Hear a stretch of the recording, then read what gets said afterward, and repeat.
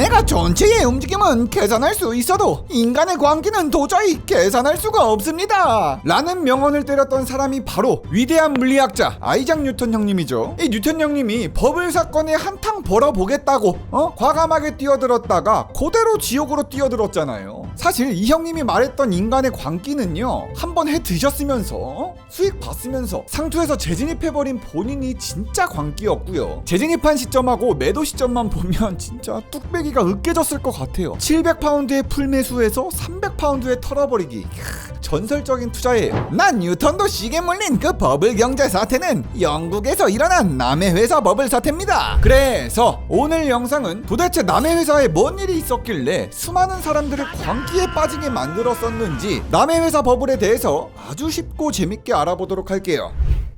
자, 일단요, 영국의 남의 회사 버블을 아시기 전에 당시 영국의 상황부터 아셔야 되거든요. 1700년대 영국을 둘러싼 유럽은 계속 전쟁통이었습니다. 프랑스, 영국, 고개를 돌려서 네덜란드, 스페인을 봐도 다들 뒤엉켜가지고 지들끼리 다 치고받고 전쟁을 하고 있었습니다. 근데 전쟁을 하려면 여러분들 돈이 어마무시하게 필요하잖아요. 당시 전쟁 자금을 모으는 방법이 크게 세 가지가 있었는데요. 그냥 단순하게 세금을 오지게 걷어가지고 그 돈으로 전쟁을 치르는 건 삼류고요. 은행에서 돈을 빌려가지고 그 돈으로 전쟁을 하는 건 또 이류나 하는 거고, 이것들보다 더 개선된 방식이 또 뭐냐, 국채를 발행해서 그 돈을 가지고 전쟁을 치르는 게 인류였어요. 인류 방법인 국채를 발행해서 전쟁 자금을 조달할 수만 있으면요, 더 많은 투자자들한테 더 많은 돈을 빌려올 수 있었으니까요. 그게 곧 국력이 된 거죠. 그런데 1700년대 영국도 국채를 오지게 발행해가지고 전쟁을 치렀는데, 문제는 전쟁을 할 때마다 그 큰 돈을 빌린 만큼 큰 부채가 남아있었다는 겁니다. 우리 영국의 재정 상황은 끔찍하게 이를 데 없습니다. 국채의 원금과 의자를 갚을 능력 그마저도 아득하게 뛰어넘을 정도로 국채를 과도하게 발행했어요. 이러다가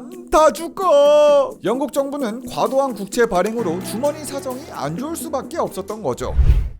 자, 여기까지요. 영국 정부의 채무 상황이 너덜너덜한 상황이었고 빚을 갚느라고 주머니가 탈탈 털리고 있었잖아요. 아, 진짜 어떡합니까? 갚지도 못할 국채 어디 떠넘길 때가 필요합니다 라고 해서 영국 정부의 팔다리가 막 후들후들 거리니까 1711년 국채를 싹 정리할 차원에서 회사 하나를 만드는데요. 그게 오늘의 주인공인 남의 회사가 여기에서 나옵니다. 이 남의 회사가 대체 뭐하는 회사냐? 남해는 바로 남미를 뜻하는 건데요. 남의 회사는 남미와 유럽을 오고 가면서 무역도 하고 또 그 중에서 수익률이 짱짱한 노예 무역을 주로 하는 회사입니다. 이 영국 정부는 남의 회사를 만든 다음에 뭐라고 말을 하냐, 그건 내가 갚아야 되는 영국 정부의 부실 채권을 남의 회사로 떠넘기겠어요. 영국 정부는요, 남의 회사가 영국 국채를 사들이도록 했거든요. 이 회사를 설립했던 1711년에만 영국 국채 1000만 파운드를 남의 회사에 떠넘길 정도였어요. 그리고는 영국 국채를 떠넘긴 대신에 남의 회사한테는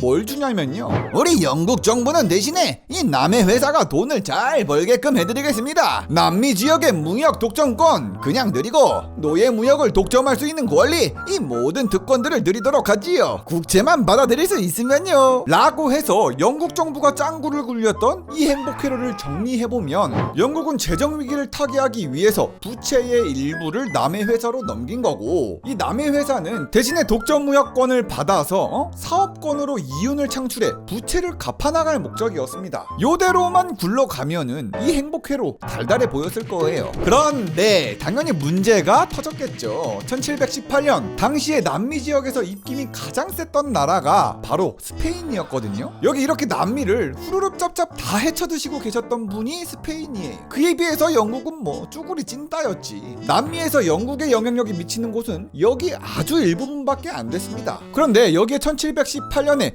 스페인과 영국 간의 전쟁이 터지면서 사업을 진짜 제대로 말아먹어요. 남의 회사가 남해에서 먹고 살아야 됐는데 도리어 남해에서 200파운드 그 이상의 빚을 지게 된 거죠. 아니, 띠발이네. 이제 좀 무역하면서 돈 좀 벌라고 했더니 하필 스페인과의 전쟁이 뭡니까? 결국 남의 회사의 경영 자체가 불투명해졌고요. 영국 정부가 꿈꿔왔던 국채를 모두 태워버릴 만한 이 장밋빛 미래, 이 행복회로가 바스라질 위기에 처했습니다. 지금 윌라 오디오북에 가입하시고 쿠폰 등록에 너굴 경제만 치시면 그 한 달 동안은 공짜에다가 묻고 더블로 3개월간 50% 할인을 받을 수 있습니다.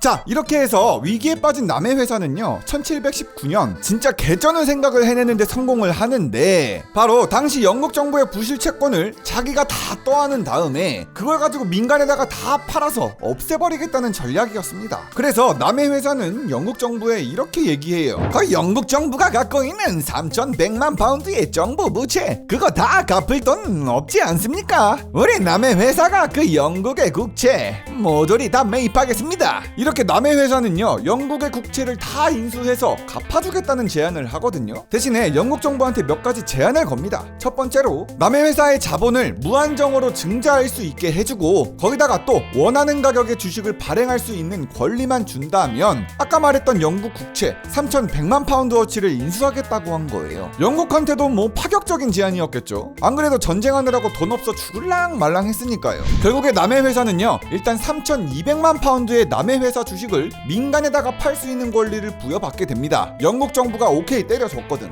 그럼 여기서 한번 정리를 해보자고요. 남의 회사는 약 3,100만 파운드의 영국 국채를 들고 있는 거고, 이걸 3,200만 파운드의 주식으로 전환시켜서 팔아 제껴야 되는 상황이에요. 그러면 영국 정부는 국채를 떠넘겨가지고 재정 부담을 해결할 수 있으니까 개꿀인 상황이고, 남의 회사는 독점 사업으로 돈을 벌 수 있으니 개이득일 거고, 거기다가 남의 회사의 주가가 떡상하면 그만큼 차익도 벌 수 있었을 겁니다. 남의 회사의 주식을 샀던 투자자들은요 영국 정부의 부실 채권을 유망 기업의 주식으로 돌려받을 수 있으니까 그것도 개이득이라고 생각했겠죠. 시장에 있는 사람들 모두가 행복 회로를 그릴 수 있는 구도가 나온 거예요. 근데 여기서 남의 회사를 따지고 보면요, 남의 회사가 주식을 3,200만 파운드어치 팔아가지고 3,100만 파운드의 영국 국채를 갚는 거니까 100만 파운드어치가 이익이었잖아요. 단순 계산이라고 한다면 남의 회사는 이 100만 파운드만 먹고 끝나야 되는데, 남의 회사는 자기가 팔아야 되는 3,200만 파운드의 주식을 부풀리기 시작해요. 남의 회사는 투자자들한테 국채를 주식으로 전환하도록 꼬시기 시작합니다. 투자자 여러분들, 남의 회사가 무슨 회사입니까? 남미의 무역권도 노예 무역도 싹 다 독점하고 있는 회사 아닙니까? 우리 남의 회사는 건실하니 무조건 큰 거 옵니다. 이 주식 10배 넘게 떡상할 거예요. 이런 식으로 마케팅을 겁나 하는데 이게 잘 먹혔다는 거예요.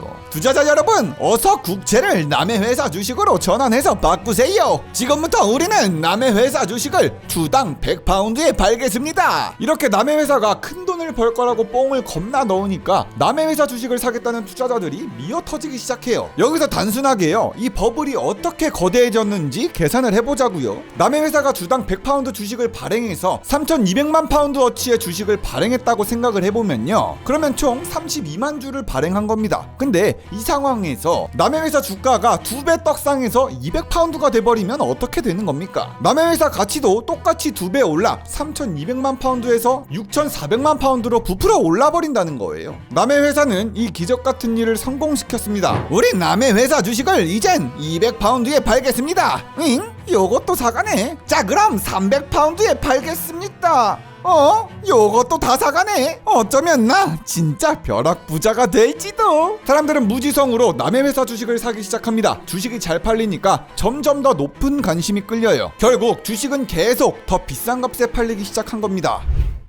자, 지금 보이시는 게 남의 회사의 주식 차트거든요. 이 정도면 진짜 화성까지 갔다 온 모양이나 마찬가지예요. 남의 회사가 영국 국채를 전환해서 주식으로 발행한 시점 1720년부터 주가는 미친 상승을 보여줍니다. 아니, 군침이 싹 도네. 남의 회사에 아무 따로 투자만 해두고 존버 때리면 한순간에 2배, 3배짜리로 수익 보는 건 시군죽 먹기 아닙니까? 1720년 1월 남의 회사의 주가는 128파운드 선이었지만요, 남의 회사가 4번에 걸쳐 주식을 발행할 때마다 그 주식 가격이 미친듯이 올라가기 시작합니다. 주식의 발행가액도 점점 더 올려서 100파운드에서 300파운드로, 마지막에는 발행가액을 1000파운드까지 찍을 정도였어요. 그마저도 발행하고 나서 한두 시간이면 다 완판을 시켰죠. 진짜 다들 앉아서 몇 배로 돈이 불려진다는데 광기에 빠진 거죠. 결국 주가는 6월 24일 사상 최고치인 1050파운드를 기어코 찍어냅니다. 몇 달 만에 주가가 9배, 10배가 오른 거예요. 말만 들어도 아찔해요. 주식시장 은 남의 거품이라고 불리는 광풍에 휩싸이는데, 이제는 남의 회사의 헛소문까지 돌기 시작합니다. 남의 회사가 남미 중요 항구에 독점 통상권까지 따냈다더라. 또 심지어는 남미의 은이 겁나 워낙에 많이 매장되어 있는 광산이 하나 있었는데 그 채굴권을 남의 회사가 홀라당 매수해가지고 따냈다더라, 이런 식이에요. 거짓 소문이 계속해서 도니까 투자자들은 더 광기에 빠지죠. 남의 회사도 이에 질세라 투자자들한테 대출해주면서까지 주가를 지탱하려 했습니다. 그리고 주식을 팔아서 번 돈으로 국채 이자를 지급하기도 하고, 주가가 떨어질만 하면 남의 회사 측이 몰래 자기 회사 주식을 사들이면서 주가를 지탱했습니다. 자, 여기까지 남의 회사 버블은 또 다른 부작용을 낳았는데요. 제2의 남의 회사들, 당시 허가제였던 주식회사들이 무허가로다가 자꾸 생기는 일이 일어난 거예요. 영국 정부는 불법적인 주식회사들이 커지니까 이렇게 얘기합니다. 아니, 뭔 놈의 주식회사들이 이렇게나 많은 겁니까? 앞으로 우리 영국에선 허가 없이 주식을 발행하는 일 따윈 없을 겁니다. 혼날라고 진짜. 라고 해서 영국 정부는 거품방지법, 말 그대로 버블 법안을 만듭니다. 거품법은 민간 회사가 주식회사 형태로 설립되는 걸 금지시키고, 또 투기를 선동한 사람의 재산을 몰수해버린다고 하고, 새로운 회사를 설립하려면 의회의 허가를 받는다는 것을 핵심 내용으로 삼았어요. 대놓고 주식시장을 때려잡겠다는 거잖아. 이때부터 남의 회사는 붕괴하기 시작합니다. 남의 회사를 싸고 돌던 루머들, 독점 무역권이고 채굴권이고 싹 다 거짓말이라는 게 밝혀지면서 주가는 순식간에 내려오기 시작해요. 이 떡락의 속도도 어마어마했던 게 불과 몇 개월 만에 남의 회사 주가는 제자리로 돌아왔고요. 6월 말에 1000파운드를 넘게 찍던 게 9월 달에는 150파운드대로 제자리로 돌아옵니다. 남의 회사의 기업 가치도 그에 따라서 같이 떨어졌죠. 여기서 우리 뉴턴 형님은요, 약 700파운드에 풀매수했던 주식을 200파운드 언저리에서 손절을 때립니다. 남의 회사 충격으로 결국 영국은요, 금융산업이 발전되는 걸 막아버리는, 마음이 찢어지는 결과를 낳아버렸습니다. 남의 회사로 한번 얻어맞아본 영국 정부는 이후에 100년 이상 주식회사를 현실적인 제도로 인정하지 않았습니다. 솔직히 남의 회사 거품으로 뒤통수 얼얼했던 거 충분히 오래 갈만했죠. 자, 이렇게 해서요, 오늘은 남의 회사 버블에 대해서 좀 알아봤잖아요. 사실 이런 경제 지식이란 게 글로 보면 좀 따분합니다. 그나마 이번 영상처럼 제가 막 말로 얘기해주고 예시 내고 그림 그리니까 좀 나은 거죠. 책으로 공부하려면은 막 그래프도 많고 숫자도 많고 좀 어질어질합니다. 그런데 이런 경제 지식들을 정말 쉽고 편하게 알 수 있는 방법이 있습니다. 바로 윌라 오디오북을 통해서 말이죠. 윌라 오디오북에 버블, 부의 대전환이라는 책이 있거든요. 이 책이 참 좋은 게 역사적으로 경제 버블은 진짜 항상 있어 왔는데, 이 책은 그 버블 사건만을 아주 딥하게 집중 조명을 했다는 겁니다. 1700년대부터 2015년까지에 터졌던 거품 경제들 싹 다 정리해 놨고요. 저자가 생각하는 주식 버블, 부동산 버블에 대한 시각을 제대로 구경할 수 있습니다. 특히나 요새 주식이며 부동산이며 거품이 엄청나게 꺼지고 있는데, 이 책에서 얘기하는 거품 경제 상황에 현실을 조금 대입해보면 묘하게 잘 맞아떨어지는 것 같아가지고 너무 재밌습니다. 제가 이 말씀을 왜 드리냐면은, 도서 버블, 부의 대전환은요, 여러분들도 지금 바로 윌라 오디오북에서 그냥 공짜로 들을 수 있기 때문이에요. 무료로. 제가 그 방법을 알려드릴 건데, 구글 플레이 혹은 애플 스토어에서 윌라 오디오북을 다운받으신 다음에 회원가입할 때 쿠폰 등록하는 거 있거든요. 이때 꼭 너굴경제라고 입력을 해주시면, 이 쿠폰 이름도 마음에 들어, 너굴경제. 윌라 오디오북 1개월 무료 쿠폰하고 더불어서 또 여기다가 3개월 동안 50% 정액권 할인까지 받아보실 수 있습니다. 그냥 공짜로 한번 써보세요. 제가 이 윌라 오디오북은 작년부터 이미 쓰고 있었거든요. 직접 써보니까 장점은 확실한 콘텐츠입니다. 요새 책을 각 잡고 읽는 것도 읽는 건데, 이 책이란 게 특정 장소에서만 봐야 되고 또 들고 다니기가 너무 버거워. 그렇다고 전자책에도 문서 읽어주기 기능이 있기는 한데 이게 띄어쓰기도 별로고 전자컴퓨터 목소리로 읽어줘서 어떤 말인지 막 제대로 알아듣기가 어려워요. 하지만 윌라 오디오북은 조금 다릅니다. 딱딱한 컴퓨터 목소리도 아니고요, 전문 성우가 직접 책을 읽었다고 하니까 꽤 들어줄만 하더라고요. 특이하게 소설 들을 때는요, 공포스러운 환경에서 막 분위기 잡는 음악도 같이 나와.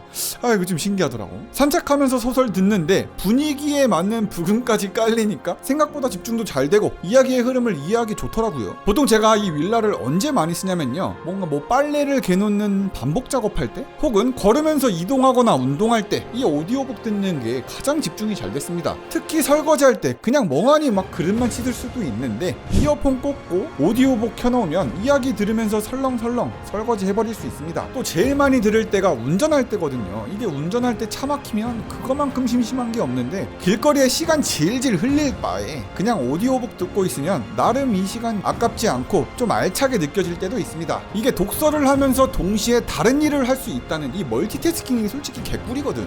여러분들도 한번 꼭 체험해봤으면 좋겠습니다. 어차피 제가 말씀드렸던 너굴경제 쿠폰 쓰면 한 달은 공짜잖아요. 일상의 루틴만 살짝 바꾸면 이 한 달에 오디오북 몇 권 정도는 그냥 홀라당 먹고 쉽게 들을 수 있을 거예요. 책 사기도 어렵고 사놓고 펴기도 어려운데 그냥 오랜 시간 집중해서 읽는 것보다 라디오처럼 듣는 게 도리어 효율적일 겁니다. 아무튼 지금 나오고 있는 쿠폰 꼭 등록하시고 윌라 오디오북 공짜로 써보시길 바랍니다. 관련 쿠폰이나 설명은 제가 댓글하고 설명란에 자세하게 써놓을 테니까 꼭 쿠폰 사용하시고 윌라 오디오북 찍먹해보길 바래요. 영상 끝까지 봐주셔서 정말 감사드리고요. 구독과 좋아요 좀 눌러달라구리. 그럼 다음 영상에서 보자구리. 굿. 리뷰형이는 바보다구리.